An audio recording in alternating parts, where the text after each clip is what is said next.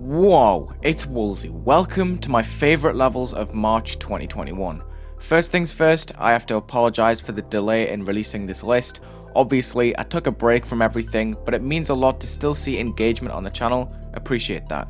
March was scary because a lot of bangers got released in the first week, and I'm excited to share my thoughts on the lot in this video.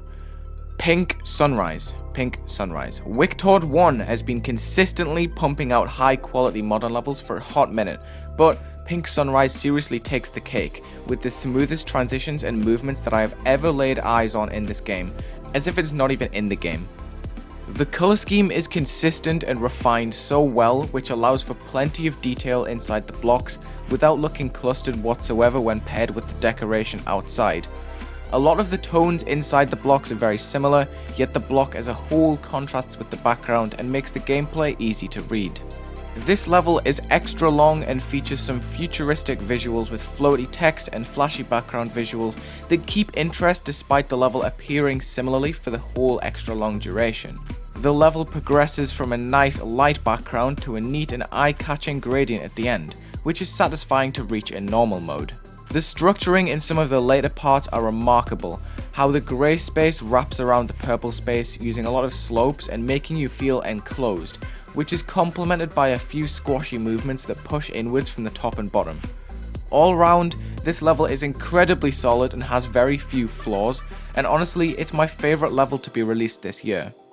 Boomslayer is easily the biggest hitter in the community this month, a massive project brought to life in merely a few months, with massive promotion on Twitter with dozens of hand-drawn posters on popular accounts made by the mastermind himself, Ammo Ultra. This level is one of the most climactic to drop in quite some time, with immense variation in the art styles put together by a whole host of talented creators. The whole thing is spotless with fluent transitions between every part and consistent colours all the way through. The whole level wreaks havoc. For me, the opening has the most atmosphere, with incredible depth that reaches both forward and back, and as a result, a lot of detail is piled on. Speaking of which, there are plenty of Easter eggs throughout the whole level. Amor loves to add hidden assets in the level for people who trawl through in the editor, and it gives his work a lot of character.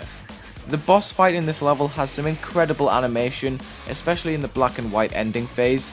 I love that the boss has a main phase, which is the real fight, and a phase that affects the final cube part. It makes getting to the end worth it and puts the icing on the cake. This level bangs and has very quickly become a community favourite for obvious reasons. Megalodon by Subwoofer came with a movie, voice acted by many popular names, with an intro and outro that connect to each end of the level, that give context on the mission, and hint to another part in the future. As Juniper voice acts, you're only just getting started. It's thematically strong, with plenty of different areas to explore, split up by animated transitions that add a lot of character to it, as if the story wasn't enough. It's chock full of secret rooms and paths, and has an intense helicopter battle at the end, which is reminiscent of the Henry Stickmin saga, which this may have taken inspiration from. The song at this point is fantastic, and it feels very climactic and worthwhile getting through. Subwoofer has built up his recognisable style to a new high in my opinion, bouncing off the momentum that he gathered in the level packs and low caliber levels that he produced lately, making a new creative body of work that's far more memorable than the rest. I really like Megalodon and recommend it for the adrenaline that it provides and the attention to detail that's exciting to find on your own. A collaboration from Lugia and Penato was unexpected last month, but Pain Elemental is definitely an essential level for the month. It rocks an old-fashioned decoration style, which is very dense all the way through, with amazing block choices too, which work really well with the core style adopted. It's refreshing to finally see another level in this style, especially from creators at such a high skill level. The level has its fair share of ups and downs, although it's mostly played at the same speed. It's an odd feeling to travel so slowly, but honestly that's what makes it so dark and grueling, alongside the whole thing being static with no movement. I love the fiery theme in this level, especially the tasteful glow all around that lights up the edges of the blocks and the insides with torches and fire blocks elsewhere.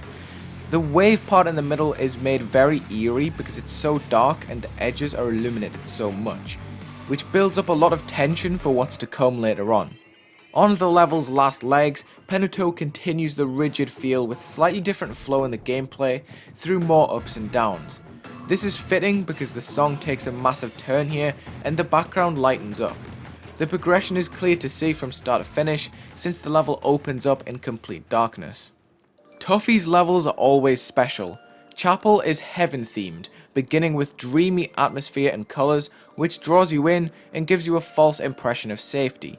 The level is noticeably wired up from start to finish as it slowly branches into a more technologic style, which I see as a metaphor for machinery consuming the nice things. As you traverse further into the level, the blocks begin to degrade, revealing circuit boards inside, to match the electronic pillars that bounce up and down.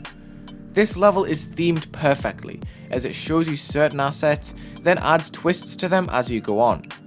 The ending is far more violent than the opening, with harsh movements and darker colours, which is quite unsettling to face after the ride up until this point. The level does very well adjusting to the mood of the song, using twinkling colour changes in the quiet opening, then long pulses as the song releases its energy towards the end. Overall, Chapel is a brilliant level with plenty of detail and quite an obscure theme that got looked over by many. Babylon is an awesome black, red and white demon from Splash, Zoroark and Bolonzik. Their styles mesh together very well, so I can't quite tell who made what, but most of the level is very sleek with short but effective pulses that make the level flicker on and off. This works a treat with the glitchy effects, such as those in the wave. It has an interesting feel because it's shrouded in darkness, but also has these extremely bright sections that are made to constantly vary in intensity, but the level maintains high pressure at all times. A break from this feel is in the middle gameplay gimmick, which uses a higher saturation of red than elsewhere, and feels a lot more floaty than the rest in order to give the player a chance to make timings and adapt to the change of pace. The opening and ending are much slower than the other sections too, which helps the level come back around full circle as it ends just like how it starts. As someone that has never been too keen on outline heavy art levels, Wither by 2003 Devon caught me off guard because it boasts some incredible atmosphere using film reel effects in the intro with perfect execution and floaty particles in the cube that intensify that disarrayed feel it has to it, which is built from the sheer variation that it has between areas. This song is totally different from the norm. Paired with the visual style, it definitely reminds me of an old Flash game at times. I like the loose technologic theme. The final area is my favourite because of the colour scheme used and the neat use of glow from the background that doesn't interrupt the sheer density of any other detail. This level intrigues me more than any others in this style because parts such as the middle cube really experiment with spacing and make you feel free when you jump across rooftops, since there aren't any structures up in the sky. After seeing this, I am significantly more hyped to see further projects from Devon because this one rocks. Ilrel dropped a banger this month in collaboration with Swirl, who quit long ago but let him finish off and tune an old project. Ilrel has demonstrated in his next Yesterday levels that he's capable of adapting to another creator's style, or in some cases, replicating it in a scarily accurate way. This level is chock full of nostalgic movements with incredible layering that changes the shape of blocks or goes crazy and scales the entire part up and down like in the first ship. It captures the 2.0 spirit amazingly, with a wide range of easings and movement times to switch the tempo up and down, which is disorientating but fitting. The coolest part for me is the mid-layer masking and the robot, which displays a different pattern when the waves cover the blocks, which is a clever use of blending and layering which genuinely impressed me, as expected from an Ilrel level anyway. This one's a banger. And that's that for March. Sorry it took longer than intended, obviously some stuff cropped up and I've been busy with school, but hopefully this video still has at least some value. Thank you for watching, hope you enjoyed. Let me know in the comments what you think and yeah, have a good day.